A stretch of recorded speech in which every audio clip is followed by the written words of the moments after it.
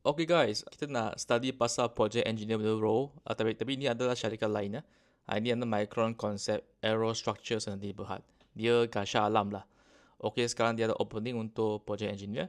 Jangan lupa like dan share kalau korang minat konten macam ini. Kita belajar bersama-sama tentang GD ataupun apa yang korang kena buat sebagai project engineer, design engineer, macam-macam lah. Okay, so jom kita check.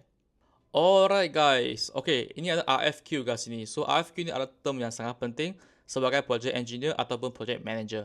RFQ ni adalah request for quotation ataupun RFI, request for information. So korang akan kerap nampak term ni RFQ lah, okay, sebagai engineer. Okay, apa lagi? So another thing I want to point out is the main point of contact. Sebagai project engineer, korang adalah main point of contact. Semua orang lah, semua pihak, tak kisah customer ke siapa-siapa akan go through you. Okay, apa lagi saya nak highlight kat sini? Okay, sourcing pun sama ya. Okay, sourcing and engineering studies for assigned project. Sourcing ni korang kena cari source lah. Okay, korang kena follow up dengan sourcing dia. Okay, itu penting. Primary coordinator semua ni kan. Okay, biasa project engineer dia buat benda ni lah.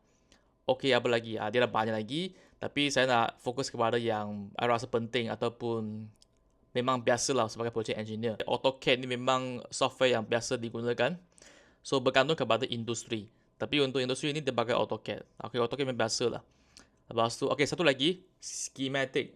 Schematic pun penting. Technical writing pun penting. Okay, ini ada benda yang saya nak highlight kat sini. Technical writing memang satu skill yang penting ya.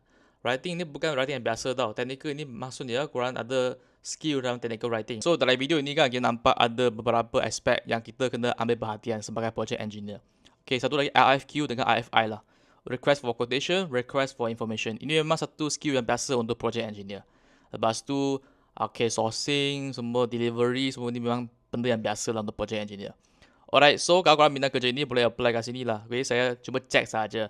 Nah, bagi sikit lah penjelasan tentang project engineer kan. Alright, kita jumpa lagi untuk video yang seterusnya. Bye-bye.